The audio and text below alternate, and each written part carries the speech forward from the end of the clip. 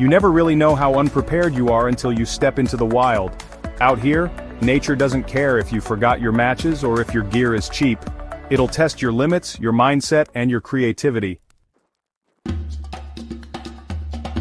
But the good news is, you don't need to be a survival expert to thrive. All it takes is knowing a few smart tricks, bushcraft skills that have been passed down through generations of outdoorsmen. In this video, I'll share 10 simple but incredibly effective bushcraft tips that anyone can learn. Whether you're out for a weekend trip or preparing for the worst, these tricks could make the difference between being just another hiker or a true survivor. And stick around till the end. Because in the comments, there's a link to the ultimate survival guide. It's got the kind of real-world strategies and checklists you can trust, especially when things go south, and there's no one coming to help you. Let's start with something that could literally save your life. Building a fire when you only have one match left.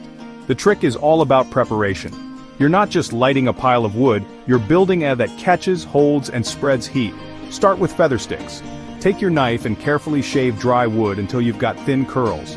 Next, add birch bark or cotton balls with petroleum jelly for your tinder.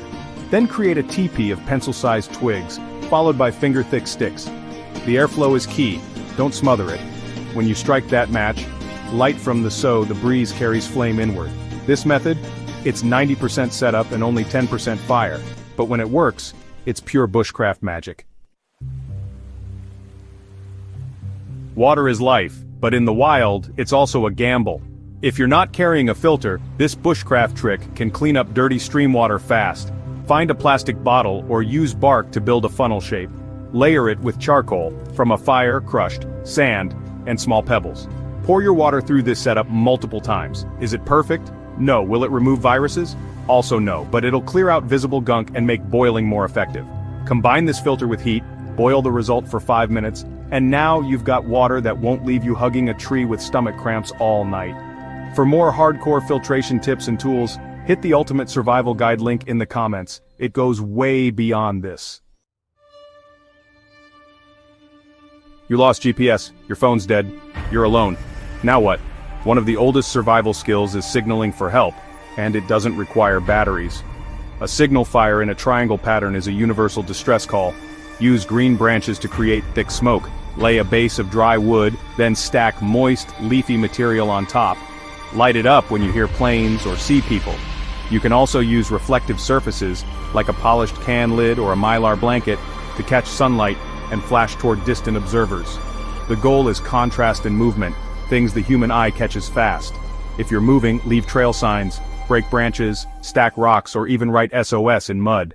Again, more signal tricks are inside the guide, links in the comments.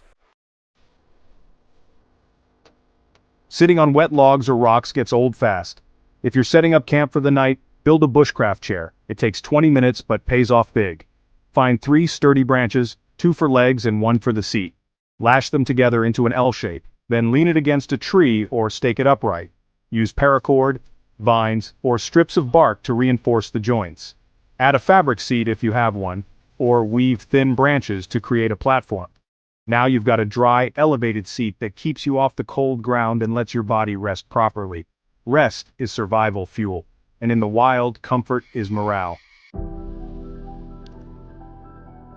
Bushcraft isn't just gear, it's got a cut and no first aid kit? Grab pine sap. It's antibacterial and forms a natural seal over small wounds. Apply directly and let it harden. It'll stop bleeding and protect the area from infection. You can also mix it with charcoal to make an antiseptic paste. Add a clean cloth or even a leaf to cover it.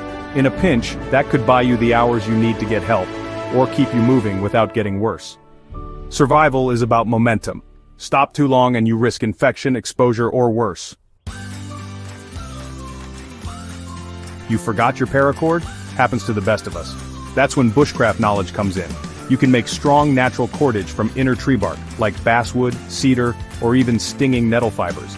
Strip the bark in long, thin sheets, soak it overnight, then twist it tightly using the reverse wrap method. Make 3-ply for extra strength. It won't hold a bear bag, but it'll secure a shelter or splint a limb. You'll find a full breakdown of field cordage in the Ultimate Survival Guide.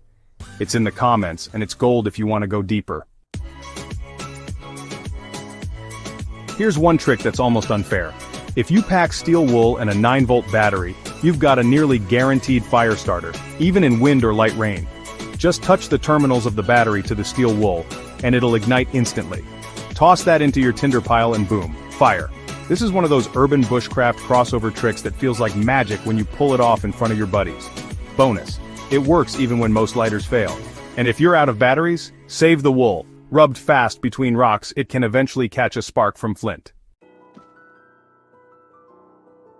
Cold nights kill, that's a fact. But this trick will trap heat so well, you'll feel like you cheated the elements. It's called a super shelter. Start with a lean-to frame, line the back wall with logs or space blankets, then hang a clear plastic sheet or mylar in front. Build a fire about 2 to 3 feet in front with rocks placed behind the fire to reflect heat inward. The plastic captures and traps the warmth, bouncing it around your shelter like an oven. Add spruce boughs or dry leaves under your bedding for insulation. Suddenly you've got a wild-crafted heating system. This one's in my top 3 bushcraft tricks for winter survival, because warmth out here is life.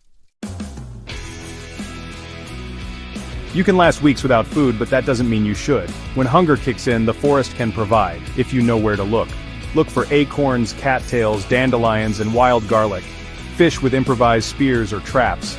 Set simple snares using bent saplings and nooses made from cordage or even shoelaces. Bushcraft is about using the land, ethically, respectfully, but effectively. Before eating anything, test for allergies. Boil unknown plants. Never eat mushrooms unless you're 100% certain. Mistakes out here aren't just painful, they're deadly. You want a real edge in the wild? Bring a dog. Not just for company, but for scent, warning, and even warmth. Dogs can hear predators long before you do. They'll alert you to danger, sniff out water sources, and even track your steps if you get turned around. A trained bushcraft dog can carry gear, retrieve tools, or flush out game. And when the fire's low and the night's cold, their body heat can help you survive. Some say man's best friend. I say survival's best asset. That's why inside the Ultimate Survival Guide, linked in the comments, there's even a section on bushcrafting with dogs. The wild doesn't care if you watched a YouTube video, it cares if you're ready. These 10 bushcraft tricks, they're more than just cool hacks, they're real-world survival knowledge. But they're just the beginning. If you want to dive deeper, level up your skills, and actually build a mindset that survives chaos, check out the Ultimate Survival Guide in the comments. It's the kind of guide you print, store, and use when everything else fails.